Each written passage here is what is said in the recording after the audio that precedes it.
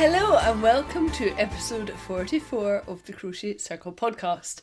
This one is called Go Garment Go because I'm on it with my garment for Perth Festival of Yarn and I'm going to tell you all about it in the podcast. I'm waving. How are you all doing? I hope you're well. I hope you're having fantastic July. It's the 3rd of July as I record and this will be coming out in a couple of days' time.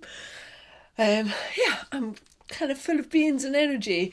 The last couple of podcasts I've just been so pushed for time and I felt like I've not been doing my best work. So I've put loads and loads of effort into this month's podcast. I've got blogs for you. I've got Ravelry posts are up and we've got threads and there's all sorts of stuff that's been going on. So it feels like, it feels like I've put proper effort into the podcast for the first time in a few months. So welcome.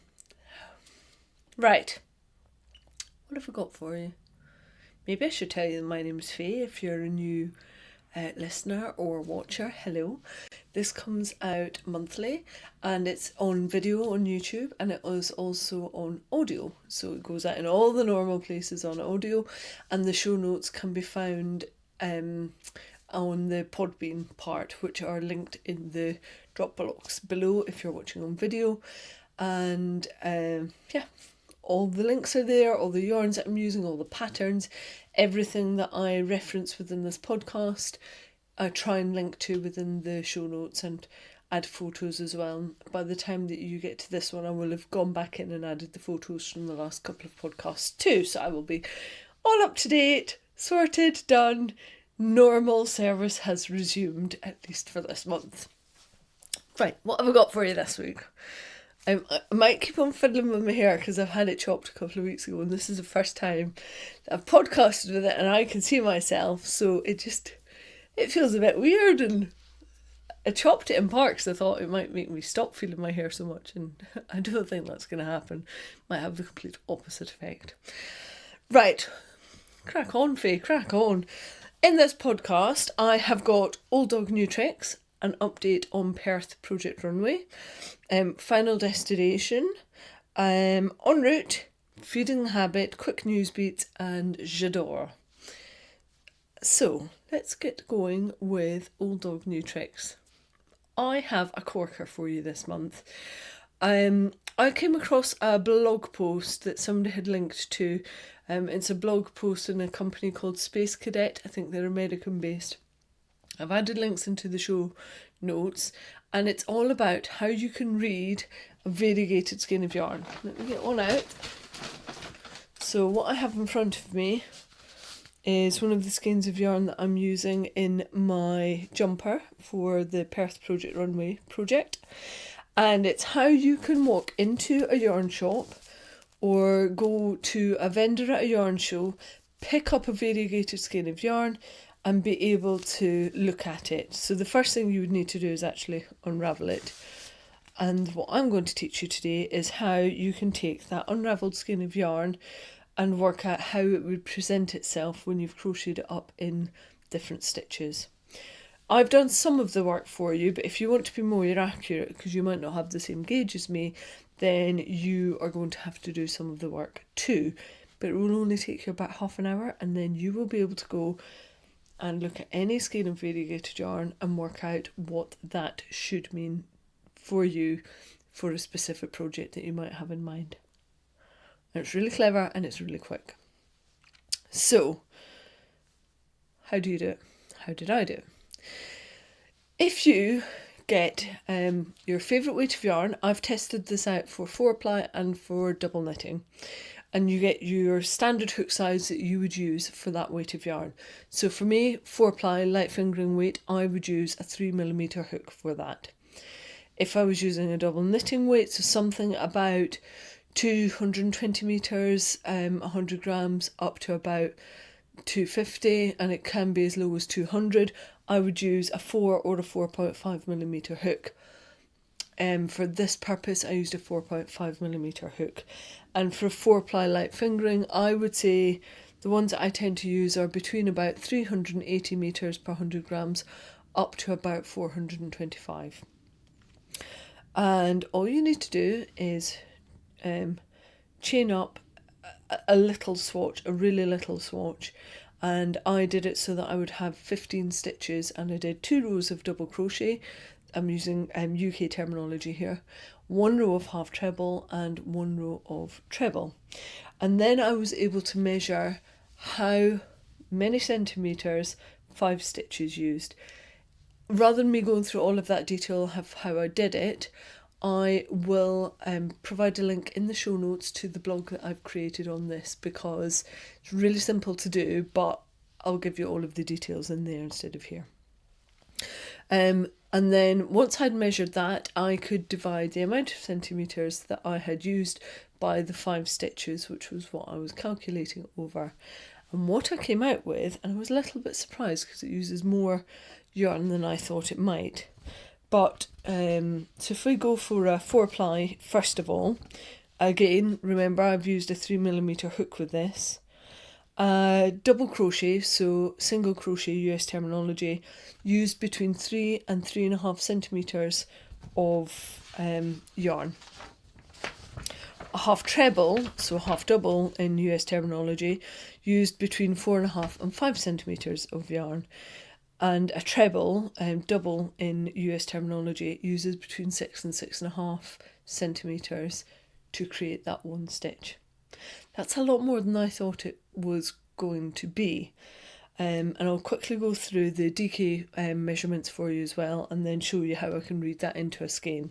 So with a double knit and a double crochet, single crochet US, that was 5 centimetres using a 4.5mm hook.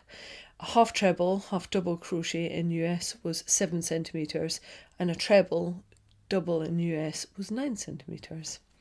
And again, they were all with a 4.5cm hook, 4.5mm hook.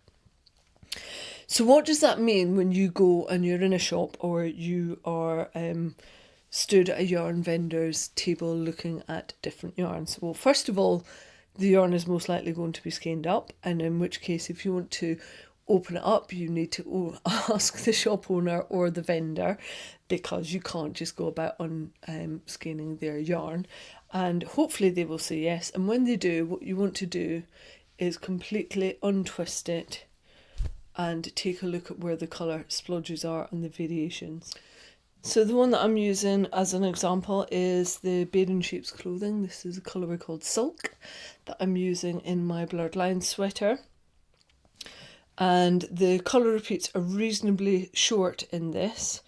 And so let me just take out one of the tealy colours. So I'm looking to see what one strand is and what that means. And when I take my ruler up to it, that one strand with the little bit of teal, so I'm looking to see what the teal will be, is about 11 centimetres. So if I then translate that, because it's a 4-ply yarn, if I go back to what I've got, so that would give me that little patch of teal that I've got in that variegated skein, will give me just under 2 treble crochet stitches. And then you can start to visualise how that little blop is going to look in my actual crocheted fabric. For a half treble, it will give me just over 2 stitches, and for a double crochet, it will give me that was 3.5, so about 3 stitches in double crochet. So I can go in to any skein of yarn and work out how it's going to work for the project that I've got in mind. And it's not a bad thing to go in and see if you can go in and look inside a skein of variegated yarn anyway, because sometimes there will be little pops of colour in there that you haven't even seen. And if that's a pop of colour that you don't like, then it's not going to be the skein for you. But if you do like it, then great. And you can basically go through and assess. You do need something to be able to measure the centimetres, but you can assess right the way through your skein of yarn whether it's likely to work for the project that you have got in mind or not. Neat trick, neat trick. And if you want to be really on it, you could then potentially plot that out onto graph paper and have a look and see whether you're going to get colour pooling, but that's way more technical. but it is a potential because you would know how much each stitch is. Now, what I would say is blend of yarn is going to count in this. So if you have got standard people that you use, so for me I used a lot of Rivernet's BFL 4-ply, so I could apply my thinking right the way through that. Every time I pick up one of their skeins, I know that the blend is going to be the same because it's 100% Blueface Leicester. But a 4-ply with a different blend, so for instance the one that I'm holding up is 50% Corriedale, 50% mohair, is going to give slightly different results, but it's not going to change that much. So if I just go into this thinking 3 to 3.5 centimetres for a double crochet, then I know roughly where I'm going to be. What I would suggest is if you're going to do this, take a look at the blog post that I've pulled together, and when you've done the work, take a photograph of your different stitches and how many centimetres each one needs with the weights that you've worked it out. And then when you're at a yarn show or in a yarn shop, you can bring it up on your phone and you can start to read your skeins of yarn from there. Really handy.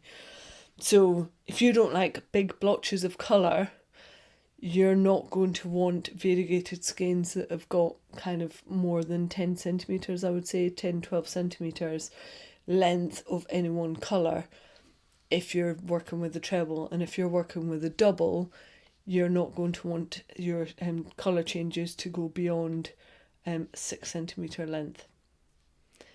That's in 4-ply. You would have to then work it out on what it would be for double knitting. That might be clear as mud coming over. What I would say is if this is something that interests you, go and read the blog post. I did also video all of this as I was doing it, so you might find that over on IGTV, on Knit It Hook It, on my other the company channel, that I've popped it up there by Friday, possibly. But definitely the blog post will be live by the time this podcast has gone live, so I'll have linked to it. All of those measurements also that I took you through are in the show notes. I've provided all of them in if you just want a very quick reference guide and you don't want to do the work yourself, then you can use mine as a fairly standard gauge. I mentioned in a podcast a while ago I've been working really hard on my gauge, and I think I'm now closer towards getting what would be a fairly standard gauge for my crochet, so feel free to use my measurements as your marker point. Right, moving on to Perth Project Runway update.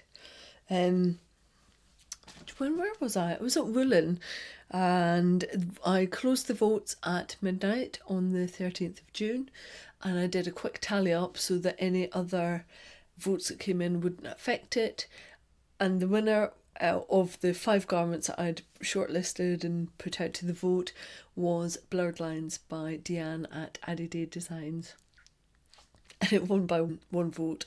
The one that was next behind was the Citizen Pullover, which is by a designer called Kabila Shri Punasami, and that was a beautiful Tunisian crocheted garment, which I happily would have done as well.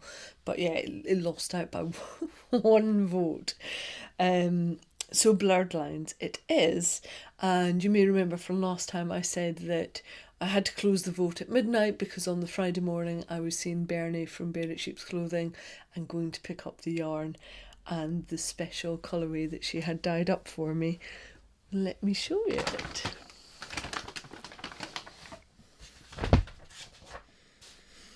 So this is the colourway that I wanted. It's called Spruce Evolis. I really love it. So my brief to Bernie was, can you please make me a blue that has got almost like a petrol blue, but it's got elements of teal and grey and that lovely lavender colour that you get, and it's like the blue that you get underneath a spruce tree. If you've ever lifted up your Christmas tree, if you've ever had a spruce Christmas tree and you look underneath, this is the kind of colour that you get underneath it.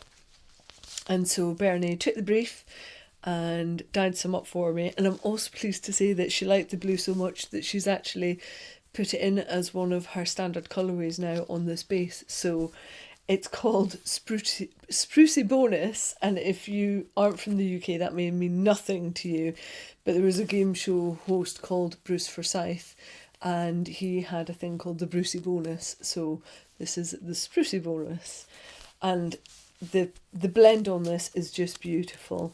It's a semi-tonal blue, which means it does have a slight shade shift to it, which I really like. And it is 50% cordial and 50% mohair. So what you're getting is lovely soft squish from the cordial, and the mohair has got loads of flyaway fibres to it. That's what gives it the halo. And in fact, this new base that Bernie has got is called Cordial Halo. And it's really lovely, and it's nice to work with as well. So that's going to be my main colour, and my contrast colour, surprise surprise, is the one that I've just been talking about for the reading your variegated yarns. It's exactly the same base, so I'm going to have continuity throughout the entire garment, and it's a colourway which is called Sulk. It's got a similar blue in it as the main colour, so I feel like with blurred lines, because you've got a bit of fading that happens from one colour to the next at the top and at the bottom and down the arms, I wanted there to be some relationship between the two colours. I didn't want two really stark colours. I've seen lots of beautiful versions of this pattern on Ravelry. However, I wanted something that just blended a little more. And so this has got that blue in it, that petrol blue, that sprucey blue, but it also has plummy purples and violets. It's got a little pop of an acid yellow in it. The actual base is more like a peachy pinky ecru colour, and it also has a little bit of green in there. They're all very subtle and they all work really nicely together. And the bits where you get the acid yellow is quite often with that plummy purple, so it's almost like a pansy, like the bright purple pansies that you've got with the yellow centres. So it reminds me of that, and I think the two are just going to go really beautifully together. There was another colourway that Bernie had, and it was more of a purpley, and yeah, I showed this to a few people that were around the event while I was picking, and it was kind of unanimous that Sulk was the one that I paired it up with. So we are on it with the Perth Project Runway.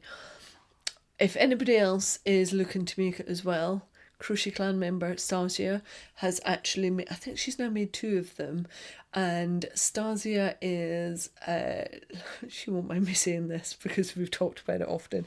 She's like me, she's quite busty, and one of the things that Deanne has done is provided extra notes to Stasia on she made a size medium and gave extra notes on how she could add more shaping and more rows in for the bust area. So I'll be looking at Stasia's notes, and I'm making a size large, so I will kind of go between what Stasia said and work out whether I need to add some more room in or not. So whilst I was at Woolen, discussing all things Perth Festival of Yarn garment, lovely Catherine, hello Catherine, she's often in the global hookups. She's based out of Northern Ireland, and she, well, 2 things. One, she brought me 15s, Northern Irish delicacy, and I was giving them out right, left and centre throughout the show, and they went down an absolute treat and kept us all energised throughout the weekend show. And she also asked whether I was going to do a make-along so that other people could be making garments whilst I'm making my blurred line sweater for Perth. And I wasn't, and I said at the beginning of the year that I wasn't going to do any crochet alongs this year. And I thought, well, there's nothing stopping me doing just a really low-key make-along. So I am. And when I say low-key, I really mean low-key. So I've added a thread into Ravelry. It's there. I've already popped my project in there and all of the details feel free, add your bits and pieces in there. It's just one thread for your work in progress and your finished objects. There aren't going to be any prizes. It is just like a very, very low-key make-along. You can also use hashtag crochet circle mal, M-A-L, to show on Instagram the progress that you're making. Whips are allowed. It has to be a garment, and it can be any craft. So it could be crochet, sewing, knitting, felting, you name it. Whatever you're going to make a garment from, go ahead and join in. So you've got until now, until the 7th of September. I nearly said December. That would be a very long make along. Yeah, you've got from now until the 7th of September to join in with the make along, and hopefully that means that you would actually have, depending on what kind of garment you're making, but you would have a garment ready for when the weather gets cooler if you're on this side of the hemisphere, or it could be the other way round. If you're going if you're winter at the moment, then you could be working on a summer garment ready for September. So, like I said, very low key on Instagram and on Ravelry, but I'd love you to join me and keep me boosted, because when Stasia made one of hers, it took her 3 weeks, and I think it was the only thing that she was working on, and she was between jobs at that point. So I'm a little bit concerned about time on getting my blurred lines done. I know that I have got just over 2 months to do it, but life is flaming busy at the moment, so yeah, I'm going to have to just keep on speeding up with my hooks and get cracking with it. And it was one of the reasons that I kind of cleared the decks last month and was moving towards a more monogamous way of working. I'm not even doing any knitting at the moment. It's all crochet, and it is it's blurred lines. I'm just trying to make sure that I represent crochet properly and do everything that I signed up to do within this podcast and get there for Perth and fly that flag. Moving on to final destinations now, because I have been monogamous. That means I only have got one thing that I can actually show you, and it's something that I showed as an en route last time round. It is my latest version of the Aria Shawl. I was making this in Harvest-Hughes, which is John Arbon Textiles. I was using the 4-ply, and the two colours are Russet, which is a really russet is a great colour name for it. It's a russety brown with orange in it, and quite a dark teal with kind of mottled browny black bits in it. I'm probably not selling that in particularly well, but I really like Aria. It's one of those I love wearing with my big winter jacket. It's a little warm for it today, but it's a triangular front-facing shawl, and it takes 200 grams and about 20 grams for the central spine, which are the ones that are in teal, and it's little triangles that run all the way up the front of the shawl. So you've got really nice detail right at the front. So this is the second, third, fourth one that I've done of this. I was meant to try and get it done for the John Arbon Mill weekend. It just didn't happen. I love deadlines, but sometimes I just make them utterly unachievable and then get annoyed with myself when I haven't quite made them. So that is my only finished object for this month. And like I said, I'm not even knitting at the moment, so it's not like that's been taking my space up. It has been this and then straight on to blurred lines. It's a slight fabrication because I did finish off another shawl, which is a design in progress, but I'm not going to show you that until I've got it like completely down, because it's a one skein shawl and I'm so chuffed with it. And the idea that you've got a go-to shawl pattern for crochet that only needs one skein and is big enough to wear. I think some of the one skein shawls are just a bit titchy, and so I've been working on this design and I really like it, but I will share that in a future episode. Needless to say, you might just be hearing an awful lot about blurred lines over the coming couple of months, because it just needs to take all of my focus. So let's get into that then with en route, because let's show you my progress. Blurred lines in the size that I'm doing, it needs about 600 grams. So 3 of each, and I have probably already crocheted up about 60 grams of my first ball of yarn in the main colour, and I've done the ribbing already. So it's top down, it has a crocheted rib, and then I've done the short row shaping for the back, and now I am on to working in the round and getting the length of the yoke together. So let me just pop it on. I extended the collar a little bit because I didn't want it really close up on my neck, and I think the fit is really quite good so far. I like the way it's increased. It's a really, really well written pattern. Deanne, you've done a fantastic job on this. And now I've got like the next, I think it's another 7 rows to do before I'm even thinking about introducing the second colour. So I shall just keep on going and keep on going. I'm loving the yarn that I bought from Bernie. It's crocheting up beautifully, and even though it's just in this blue at the moment, it's got an amazing sheen to it and a really lovely lustre. And like I said, it's semi-tonal, so although it's a blue, you can see little colour shifts in it and shade shifts, and I like that. It's not just a flat colour. Sometimes when things have been so saturated, you don't get the same depth with it, and I definitely feel like I'm getting a depth of colour with the Spruce Evolis that I'm on at the moment. So again, quite hot. It's quite a hot day to be wearing a woolen yoke. So if you wanted to follow my progress on blurred lines, I've already set up a project page on Ravelry. I'm adding loads of notes that follow the sections or within the pattern, and it's called, so if you wanted to find it specifically, it is called Perth Project Runway Blurred Lines, and you can find it in Ravelry if you just search for that under projects. And I'll be popping bits and pieces up on Instagram, on stories, and possibly in the grid as well. So certainly when I get to add in the second colour, that will be going up there, because I can't wait to see how the two play together and show that off a little bit.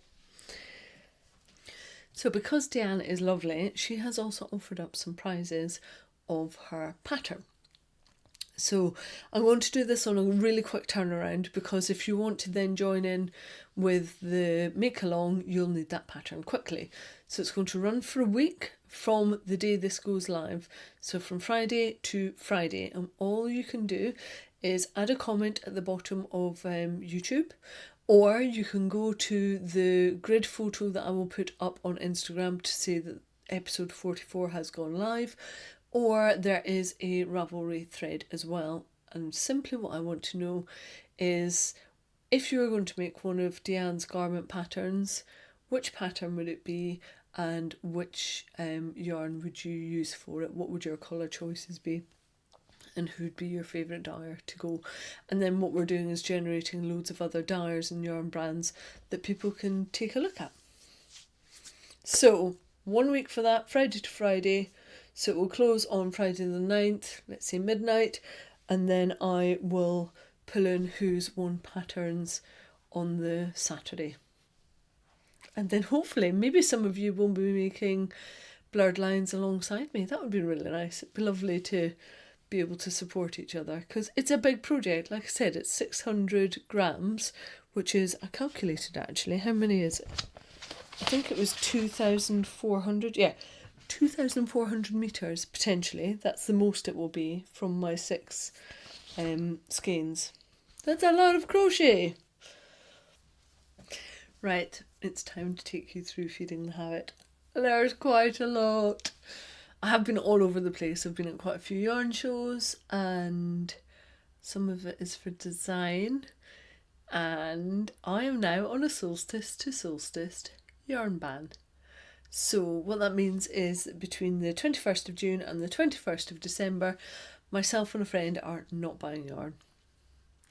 The only difference is, because we're both designers, is that if we have to get stuff for designs in, then that's allowed, but I don't think that should be the case for me, because I think I've got everything that I need for my designs up until December.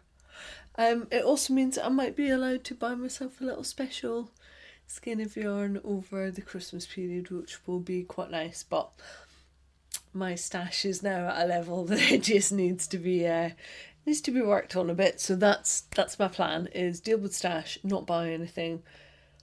But obviously I've bought stuff before that happens. So let's show you. Obviously you've already seen the bear in sheep's clothing stuff that I have bought for doing blurred lines, so I won't go through that again. There are photos of it up in the show notes. There are links to Bernie's web shop in the show notes as well. And if any of you are heading, are UK based and are heading to Fibre East, Bernie will be there, and she will also be at Yarn Folk with me as well in August, on the 3rd of August. So you would be able to get your little paws on some of her Corradale halo at that point. So let's remove that out of the equation and pretend that that hasn't happened.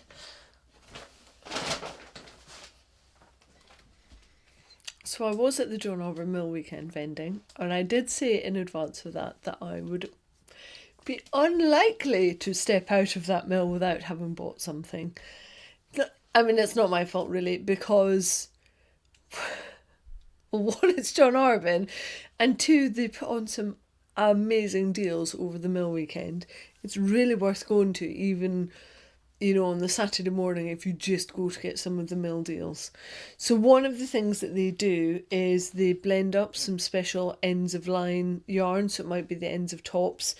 They get spun up, and you get some marled yarns at every mill weekend that you will not get any other time. You might get little odds and sods of it at different shows where they have a little like special bargain area, but at the mill weekend you can get full hanks of the stuff. So because I was vending, obviously I got first dibs, because I was there on the Friday before all the customers turned up on the Saturday, and I picked myself up a jumper's quantity. So the marl that I got is blue. I know. I just love blue. I wear it all the time. I'm usually in a pair of jeans, and blue just goes with everything. So I buy a lot of blue yarn. But this is blue with like a dirty cream grey that's marled through it, and it kind of creates a fade. So I saw this on their Instagram account, and that was what made me want to do it. So they've faded in from blue to teal, and it looks like they've kept the same kind of creamy grey as the other marled colour. So I have a bit of a fade potential jumper that goes from blue grey cream into teal grey cream. And this is a jumper. Basically, I've got enough there. The hanks vary from kind of 130, 120 grams, 100 grams, another 120 grams. So it was a bargain. These 4 hanks I've got, I think in total I've got just over 500 grams, something like that, were under £25. That is a bargain that could not be passed up. So winter jumper. It's really sheepy as well. I think this might have been based on the Harvest-Hughes blend as well, but I'm not sure because they don't give you the details. I don't care. I'll be working away on that. So there was that. And then, do you remember I was knitting up a callus jumper? I showed the jumper what it should look like as a finished object on the podcast, I think, when I came back from Edinburgh. And for that I was using the John Arbor textiles, the Romney, some of the special British breeds that they'd done. And I had the undyed Romney, which I've got here, which is kind of a mid-mushroomy brown. And I also had a very light blue that I was using. Not quite a duck egg blue, but really light sky blue. I actually finished that jumper, and I forgot to take photos of it, so I can't show you the finished object. And I particularly can't show you because when I tried it on when I'd finished, as is often the case when you have crocheted or knitted a garment, you've got that really nervous moment when you try it on, and it's either going to look amazing on you or you're going to be bitterly disappointed. And I was totally in the bitterly disappointed camp. It just didn't suit me whatsoever. So yeah, and I took it down to show John and Juliet. Juliet tried it on and it looked bloody amazing on her, and I was just like, keep it. And we had an argument over it, and eventually I made her keep it, and she wore it all day on the Sunday. So I know she likes it, and I know she'll get loads of wear out of it. But the argument continued because she then proceeded to bully me into taking another 5 skeins back of the Romney, so basically swapping out the jumper that I just knitted and given to her for me to make something else out of, because the callus just wasn't for me. So given that I was bullied into it, I thought, well, what can I make with this one? And the next on my list of the 5 that I'd shortlisted for Perth Yarn Festival was the bark sweater, and I really love that sweater and I want to make it, and I think it would look lovely in this Romney, in this brown, mushroomy brown colour. So that's what I'm going to make with it. And I think I'll get a lot more wear out of that than I would have done with the callus, because I think that just would have been put into my wardrobe and put away had I not frogged it. I might have frogged that actually. So chuffed that Juliet's wearing it and she looks amazing in it, and so chuffed that I have got the means to make myself a bark sweater. So I kind of didn't pay for this, but I did pay for this in a bizarre turn of events. But it's still coming into my stash, so it needs to be shown to you guys. Then what happened? What else did I get? I went to Woolen, and I was vending at Woolen just outside Dublin. What an amazing, friendly festival. I said this to one of the visitors and she just looked at me, totted and went, "Sure, you're in Ireland. Like, what did you expect? We are nothing but friendly here." And she was right. And I was like, yeah, fair point. I'm in Ireland. You guys just know how to be friendly, how to have fun, how to be approachable. It was just such a lovely event. The organisers just pulled out all the stops. It was a really well run event. I had great fun in the marquee. I was surrounded by loads of lovely vendors, met some new people that I'd not yet managed to meet on the UK yarn show scene, and I just had an absolute blast. And we all went out for dinner. Lovely Lisa, had organised a little Crochet Clan gathering, and we all went out for dinner on the Friday night to a place called Yarn Pizza Booze, no less. Like, it couldn't have been more perfect for us if we tried. And they do like a special tasting menu that you can just sign up to, and that's what we did, and it was absolutely brilliant. So yeah, I really enjoyed Woolen, but I may have brought some more things back from Woolen. Excuse the crinkle, because I continue to have moth issues, and I'm trying everything in my power to keep them at bay. So you've heard me mention this lady before.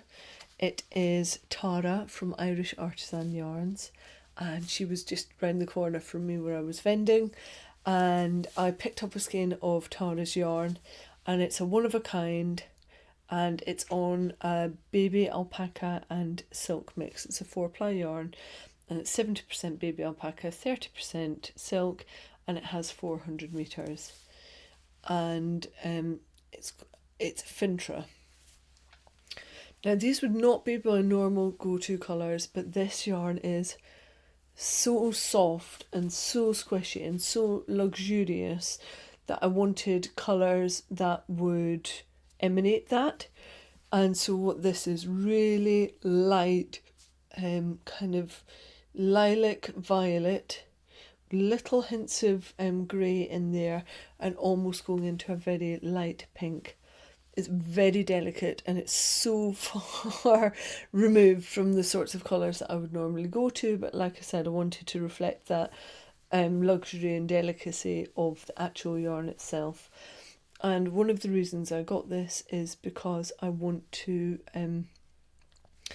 the project that I mentioned earlier, the new design that I'm working on, the one skein one, I wanted to try it out in different blends and show it in different colour variations, so going from solid to semi-tonal to variegated, and this is one of my light variegation options from Irish Artisan Yarns. And I really love that Tara, although she no longer lives in Northern Ireland, her colourways are all influenced by Northern Ireland, kind of the Antrim coastline. And yeah, if you ever see her stand, and again, she's at Fibre East as well, which is at the end of July, and she's at Yarn Folk on the 3rd of August. If you ever see her stand, she will also have photos out showing the influence behind the colours, and it's the photos of Northern Ireland. It's beautiful, and her and mum, they're just so lovely. They're such nice people. That it was nice to be able to support them as well. And she had crochet out on her stand. I think my little cupcake, Chrissy, you might have had a hand in that. I know you did some. I think you did some mittens that she had out on the stand, and also she had a really beautiful version of spun gold up as well. So that was nice to see. And the other skein that I had, what I got from, it was a newish to me dyer. His name is Daniel and the company is Dye Done. And this is a husband and wife team. So Hannah is an exceptional knitwear designer. I've provided links to her side of the business as well in the show notes. So much fun. These guys were just down from me when I was vending at Woolen. Really lovely. They'd come all the way over from Poland. I think you will get a chance to see them at Yarndale, and if you do, please go and see them. Just lovely, lovely people. They were bringing us Polish goodies, food-wise. Just really good fun with Hannah, and just so nice, like such lovely vendors. And so I wanted to get a more semi-tonal colour for the same shawl, for the one skein shawl. And what I plumbed for is a plummy coloured yarn that I got from them. And it's a really nice mix. And let me just check my notes because I want to get this right. So it is, the yarn base is called Alpacili, and it is 50% alpaca, 25% silk and 25% linen. You know how I feel about having linen in a yarn. It gives it a lot of stability, and what it really does, because it doesn't dye the same, is it gives you like a silvery feeling, but a silvery look throughout the yarn as well. So although it's like a semi-solid, you've got this real depth to it because it's got silver through it as well. And it feels luxurious and fluffy and just really lovely. The colour that I have got is called Passion. I've linked to it in the show notes, and they also ship worldwide. So if you wanted to get your hands on some of Daniel's yarn, you can do that easily. But like I say, Yarndale, I will be going back for another squish of this, and I hope to have the pattern done for Yarndale as well, because I'd love to go back and show Hannah and Daniel what I've done with their yarn. It's just really lovely, and I was playing with this on the ferry back from Dublin. It's really nice to work with.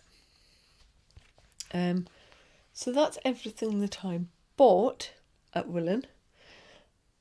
But I was also given some things. Let me show you what I was given. Little surprise from Sophie, who is Sophie Swan on Instagram, and also has a Spring Snowflake podcast.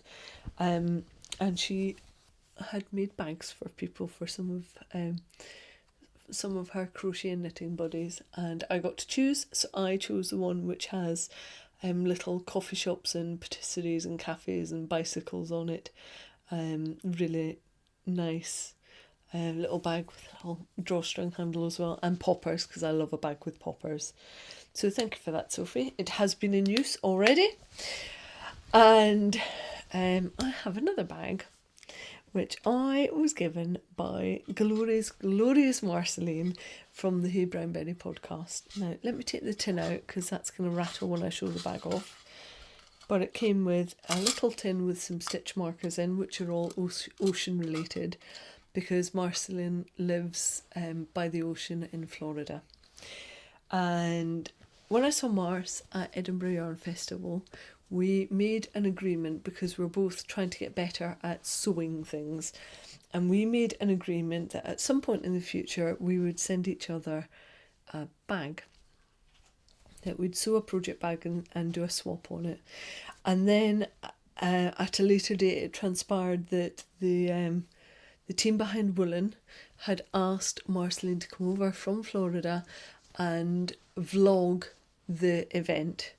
And so when I discovered this, I said, we kind of agreed and said, well, let's swap our project bags when we get to Woolen, because she knew I was vending there. So I managed to pass Mars over a Scottish tweed project bag that I had with some denim fabric for the inner, which I really like. I poured loads of love into making that bag for her, and I'd even laser cut a little tag that said Hey Brown Betty on it for her, because I'm that sporty. And Mars made me all the colours that I love. It's a very autumnal looking bag with a brown plain bottom, and then birds on it going through kind of a nature scene of really quite vibrant orangey yellow print, flowers and seed heads, and it's lovely. Double drawstring, little tag of leather, and she filled it up with, because she knows that I'm learning to spin as well, little mill end bits from Spin Cycle, which are American wools, and so I have 26 grams of loads of different colours, proper fistful of fibre that I can try spinning as well, and they all kind of go with the bag too. So that was lovely, and it was a lovely moment to be able to do that bag swap with Mars, because we'd signed up to it at Edinburgh. So, and I know she liked her bag as well that I'd done her. Yeah, that was a really nice moment for me at Woolen. I was shattered. I was absolutely shattered by the time I'd done the setup on the Thursday night. Yeah, so that pulled me right back up.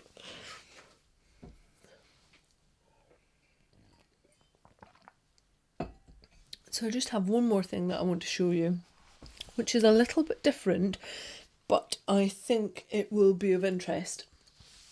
Last weekend I was up at Woolfest, which is a yarn festival in Cumbria. I wasn't vending it as me, I was helping out my friend Lynn Roberts, who is a silverware designer. So she makes the silverware crochet hooks. You'll have seen me mention it on the podcast before, and she does all sorts of crafting notions. She had the very valid excuse of her son getting married on the Saturday, so myself and my friend Annabelle went up and we covered her stand for her. And on the way up we stopped at a place called Blackwell Arts and Crafts House. This place is stunning. It is an amazing example of the arts and crafts movement in a very specific period of history, basically the Art Nouveau style. The wall friezes, the fireplaces, the entire house was designed within that movement, and all of the interiors as well, and it's incredible. It's just off the shores of Lake Windermere, and if you're ever in Cumbria, it's very much worth a visit. They've got a lovely cafe as well, did gorgeous food, and you can sit outside just watching life on Lake Windermere as you're sat there. And of course, as is, obligatory, it has a wee gifty shoppy, and inside the gifty shoppy was a book called Simply Stitched, and it is by a Japanese embroiderer. I'm going to butcher this, but I'm going to try my best, called Yumiko Higuchi. And the whole premise of the stitches used and the yarn used is that it's about using up ends of wool. So it's for wool and cotton in particular rather than your kind of linen threads. And some of the motifs are just absolutely beautiful. If I can find it, there is a really nice thistle one. It's just lovely, and I love the idea that it's just a chance to use up those final little bits and pieces that you might have from the end of a project. And not only does it give you the stitches, but it also takes you through the project, so you've got the sewing elements to it as well. It's a really beautiful book. I came across it because my friend had been at Blackwell Arts and Crafts House a couple of weeks before, and she showed me this book when we went to spinning class last week, and it was an immediate, right, I'm going there on the way up through the lakes because I want that book. And it was a really good price as well. I think it was $12.99. I could have got it on Amazon, but I wanted to go and support the house and support the restoration and ongoing conservation of a piece of Britain's history rather than just give my money to Amazon. So I was more than happy to pay out a little bit more money. And let me just show you one of the things that one of the projects within this book is bee bunting. So it looks like it's linen bunting that they've made, and then there's a bee motif, which is lovely. So if you had bright mustardy yellow wool and some black wool, you could easily recreate this motif. I've added links again to this into the show notes, and also to Blackwell Arts and Crafts House, because like I said, if you're up that way, what an inspirational place, and it's beautiful, and it's been so well preserved, well worth having a look. I really enjoyed having a walk around the house, and so did Annabelle. So that's it for Feeding the Habit. And if I'm true to my word, that will be a section that I'm not adding to, but what I might do instead is shop my stash and show you some of the bits and pieces that are in my stash instead, and look at some of the future projects and assign the stash into projects that I want to make. So I might try and keep Feeding the Habit in as a section, but I might change it to shop the stash instead, just until the end of December, because I want to use up some of those glorious yarns that are already sat there rather than add to it. Does also mean that when I go to Yarndale this year, I'm not buying wool. I'm not buying yarn. I might buy other bits and pieces, but if any of you see me with skeins of yarn that I have bought, feel free to tell me off and give me a flaming good talking to, because that should not be what's happening. So yeah, I'm on it. Not going to.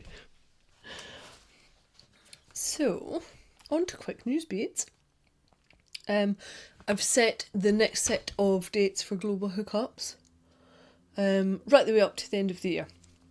I have already added them into Ravelry because I am on it this podcast. So basically we're looking at July's the 20th and 21st, August the 17th and 18th, September 21st and 22nd, October 19th and 20th, November 23rd and 24th, and December the 14th and 15th. We're going to stick to the same timings, which is it will start at 8 o'clock GMT or BST on the Saturday night, and 9 o'clock in the morning GMT or BST on the Sunday morning. It's really, if you've ever had any concerns about going in and being part of the hookup, please just come and join us. We have lots of people that do it and just keep their audio off until they're comfortable, or keep the video off. We had somebody last time round who came in halfway through because they felt comfortable enough being in with the group. And we also had, on the Sunday morning, Joe joined us, and Joe, hello, is a 14-year-old crocheter, and he came and joined us for the global hookup as well. Now, I would say, if you are younger and you watch the podcast, then probably the Sunday morning hookup is a better one to come to, because the Saturday night one can be a little bit rowdier and a little bit more sweary. So the Sunday morning one is generally a bit, Blackwell, it's a little bit better behaved. That's usually because Claudia comes in on the Saturday night one, and she is trouble. Claudia, you know you are. Just accept it. You are troublesome. The next thing to tell you about in quick news beats is that Lisa and Sophie, who have been working hard on the craft bank, have also set up a gift along. And the premise is that you sign up to it, you go to the group on Ravelry, there's a link there. It's a very quick form that you fill in online, and it says whether you want to embroider, knit, crochet, what kind of craft it is that you want to make a gift from. I know that they also said that dyeing a skein of yarn and passing that on to somebody is an acceptable gift, and then you have to send it to your partner by the end of the year. And I think you've got until the end of August for you to sign up to this, and then they will pair you up with your partner. So the whole idea is that you can make something for somebody else and just spread a little bit of happiness and love. I have already signed up to it. I've signed up to mail mine within the UK, but you can choose within the UK, out to Europe or rest of the world. So you get to choose what your kind of cost is to that as well. So come and sign up. You might get me as your partner, in which case I'm sorry because you're getting a dodgy bag. What else do I need to tell you? I've got a few more yarn shows coming up that I am vending at. The next one that I need to tell you about is Yarn Folk in Northern Ireland, which is it's one of my favourites. It's the 3rd year running that I will have done it. It's good fun. It's really chilled out. It's not like a big... Sometimes at yarn shows, you get a lot of the kind of knitterati there, and that's not my cup of tea. And Yarn Folk is the opposite end of that. It's not full of the yarn world's most known people. It's just really chilled out, and you get 15's Irish delicacy, and it's just full of lovely people. It's very low key, very easygoing. And what Louise does, who runs a yarn show, is she gets local instructors and people that are known to her to deliver the workshops. Yeah, I'm looking forward to that one. 3rd of August, you can get there by train from Belfast, and it's also when the Food and Drink Festival is on in Whitehead as well, so there's loads of live music. You can go and sit in the cafes and pubs, and there'll be people playing music. One of them will be Matthew, because last year he got commandeered. Somebody lent him a guitar. He stopped helping me with setup, and he just went and jammed and played music all day long and had a right old time of it. So I've said to him this year, are you going to come and help me? He was like, well, unless I get invited to go and jam and play music with folk, in which case I'll be off doing that, drinking beer. So yeah, you might just see Matthew, if you're coming along, you might just see Matthew in a pub playing music, and I'll be off vending, actually working. Yeah, and the other thing that I need to tell you, because every time I wear it, somebody asks me, but the no good if you're on audio, the top that I'm wearing today is a crochet top. It's called Liala, and the design is by Marie Woolen. It's available on the Ravelry website, but you have to sign up to their subscription list to be able to access it as a free pattern. Really quick to make, and the yarn sadly is no longer available, but it was a 4-ply yarn. When Jeanette Sloan had her own yarn out, this was one of her yarns. It was the 4-ply, and sadly she doesn't do yarn anymore, but you might see it elsewhere. Sometimes you might be able to get it on a destash on Ravelry. It was really lovely to work with. It was an alpaca, but look for Jeanette Sloan's yarn, because that's what it was. We're on to J'adore, and I have 2 little J'adores. The first one is that on our way up to Cumbria, we were staying with friends of Annabelle's, and they took us to go and have a picnic on the Thursday night after we'd done the setup for Woolfest, and they took us to Dermot Water. Sadie and Andrew are really active, physically active, outdoorsy people. They go walking up mountains, they do a lot of wild swimming, and before the picnic they wanted to go and do quite a big swim in the lake, and I had been pre-warned this might be the case, and so I took up my cozy, and I went swimming in Derwent water, and I had a ball. I'd forgotten how much I love it, and I'd actually forgotten that I used to do it as well. You know, I grew up by the seaside. We used to go swimming in the sea no matter what the weather, and I used to go and do other wild swimming as well, and it just had completely left me that I did that, and I loved being in the water. I was such a water baby when I was younger, and I just had a great time. So I've been eyeing up where I could go wild swimming locally, and I don't have that many options, all the more reason to move to the seaside. However, the other thing that I adore is my Papa Bear, my dad. I think you've heard me complain many, many times that he and Matthew have like such a great bromance between them that sometimes I just get shelved and sidelined. And last couple of times I've seen my dad, he said, "Oh, I'll need to arrange something for you and I to go and do together," and I was just like, yeah, we'll see. And he phoned me up the other week, and he's planned his next trip to Iceland in November, and he'd already sorted out all the self-catering accommodation, the car rental, everything. And he said, if you can afford your flight, it should be less than £100. Do you want to come and join me in Iceland for a week? I'm going to Iceland! I love Iceland. It's an amazing country to go and visit. There's so much to see and do. And my dad's got to a point where he's been out there so many times now, and he knows the area so well, but he's got nobody to go and share it with. It's not the kind of holiday my mum wants to go and do. And so he wants to share it, and he wants to share it with me. I'm down with that. But one of the very special things about Iceland is it has got so much geothermal activity that it has loads of little hot pots, which is just a natural or man-made little hole in the ground filled with lovely warm water because of the geothermal activity, and you can go for a plunge in it. But they also have some really amazing remote outdoor swimming pools. Given that I've just told you that I also adore wild swimming, I spoke to my dad last night. He was asking what I want to add on to our Iceland itinerary, and so what I've added on is some wild swimming. One of the places I want to go to, you have to have a 4x4 just to get up to the car park, and then it's a 20-minute hike up to the swimming pool. I will be bringing you along for that journey because I'm doing it. It's even got a changing room on the side of the hill. There's a changing room and hot showers, again, geothermal activity. So I'm going to be swimming on the side of a hill, stroke mountain, stroke glacier, and I'll record it. I'll show you everything that goes on with my little Iceland adventure in November. He's a good daddy, really.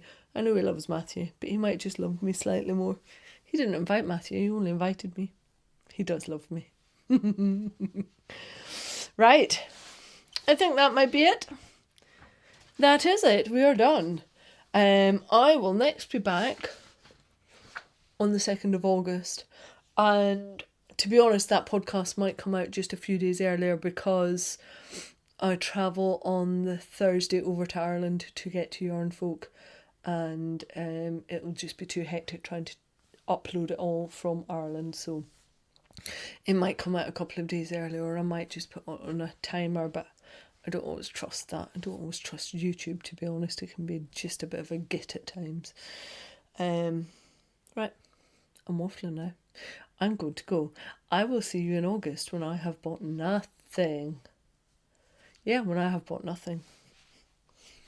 I hope you're all having a fabby time. Enjoy your summer for those that are in summertime. And I shall see you very soon. Bye-bye.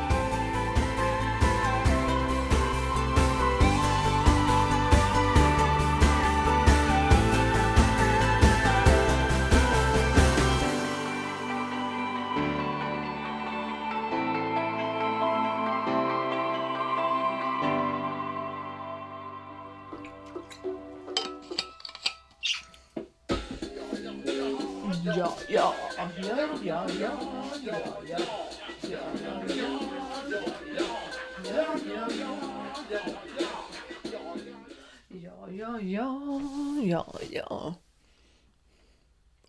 out of the frame.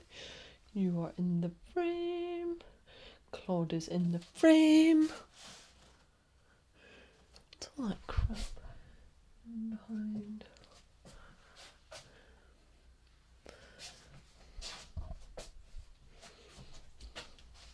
You can't see that.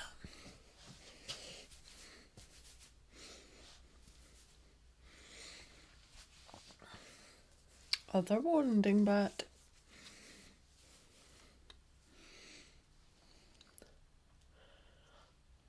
It's probably best to not have seeds in my tea.